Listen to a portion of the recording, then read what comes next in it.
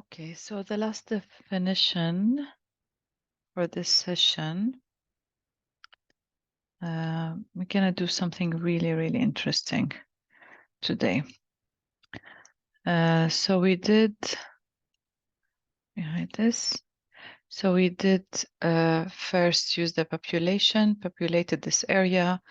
The radius of this circle is affected by the closest points on this curve, basically.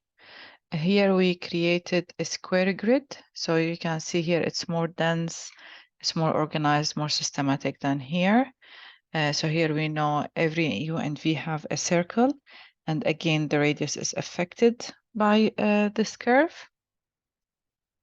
And if we go back to a previous, I don't have it here, let me see. So also I wanted to speak about organizing. So your grasshopper file will start looking something like this, and you need to organize it, you need to group things, you need to write things. So I'm going to show you that by the end of this session. Let me see this, yeah.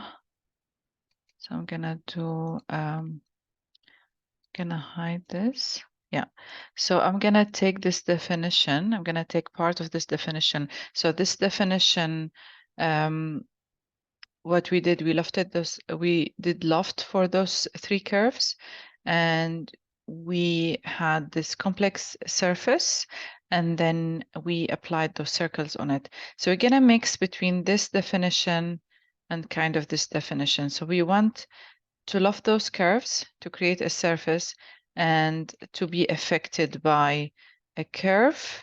So the radius, so you can see here they are all the same size, while here you can see the sizes are differing according to the distance from the curve. So we're gonna mix between these two definitions. So it's good if you practiced because that will make it like easier for you. So this is something, so this is the end result that we want to get to. So what you need to do is the same containing box. Again, this is just to know what kind of size I'm dealing with. So previously we did 3 curves. Here I did 4 curves because I wanted the surface to be a bit longer. And then I created this, attractor curve that I wanted to affect the circle's radius. Okay, so I'm going to show you what we're going to do in a grasshopper, and I'm going to build the definition with you bit by bit. So this definition here, so you can see also in the PDF, I have session 4A and then session 4B, session 4C. So I've already done one time, and then I'm going to do one with you here.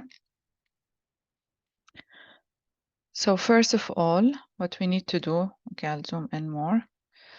What we need is a component called curve and component called loft. So this should be ABC for you now, and shouldn't be something really out of this word.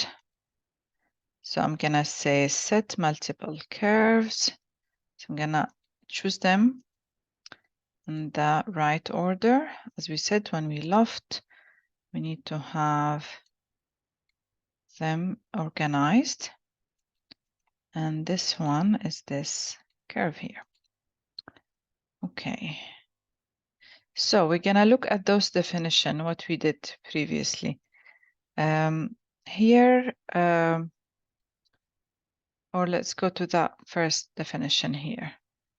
So here what we did is we did divide the surface into certain amounts. So we're gonna take this and we're gonna use it in this definition. So I want actually to divide this surface. So this is the best way. In the other definitions, we use a square grid and we use the population. Here we're gonna use the divide. Okay, so I'm gonna just add divide here, double click, divide surface, of course. And then I'm gonna connect this with the surface. I'm gonna have sliders. can add those sliders to the U and V. I feel like I don't need to explain this bit. It has been explained thoroughly in previous tutorials, previous sessions. So we can do as much as we want. Well, I'm gonna just keep it 20. Oh gosh, the sound is very high. Apologies for that. Okay. And then what we need is create, so now we have a curve, we need to create that points on curve. So what we called that component, anybody remember? Curve closest point. Okay, so we're going to connect the curve with this, with the curve imported from Rhino. But more importantly, we're gonna connect the point. So we need to have some input points to project and to curve from the points of the dividing. So those are the curves that we have. And now what we need to do, so don't forget that eventually what we want to create are circles. And we're going to use the same kind of circle that needs center and normals and radius. The radius is, I would say, the tricky bits, because the radius we need to organize the data. So the circles, I'm just going to connect the circles with the points. The points are the centers of their circles. The circle component need an input of centers. So this will be it. And then the normals of the circles will be the same as the normals of the dividing bit that we have here. And then the other part we already did, and it is organizing the data, but I'm going to do it here with you again. So I'm going to lift this up. I'm going to do the flatten tree. I'm going to do the bonds, and I'm going to do the remap numbers. Then I'm going to do the domain. Not this one. What was it called? Not deconstruct, sorry, construct. It was construct domain, which is this one. Okay, so now we need to know, so this is easy. This will be here, and then this will be here. This will be here, and then here we need two sliders.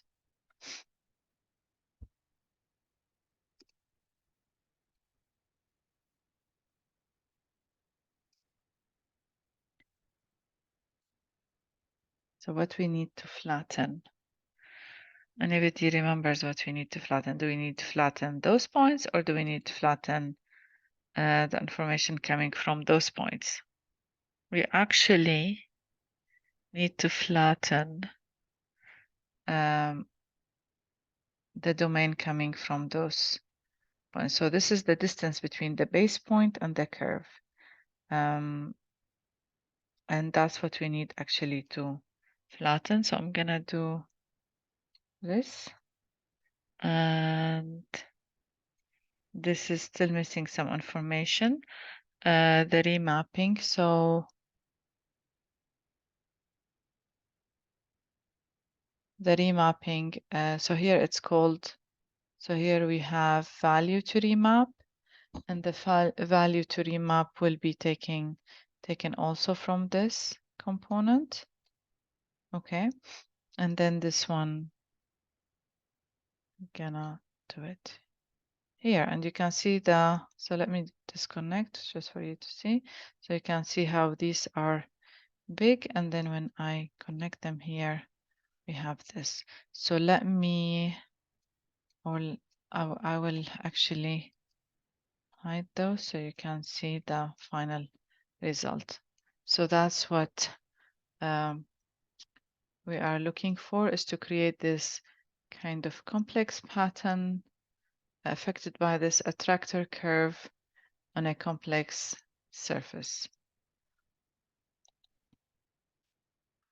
Okay, so we really experimented with a lot of definition between last session and this session. And we also experimented with having an area populated by points and certain patterns and being affected by a curve. By the way, let's try and move this curve and see how it will affect the script that we did. Let's say, oh, Control Z.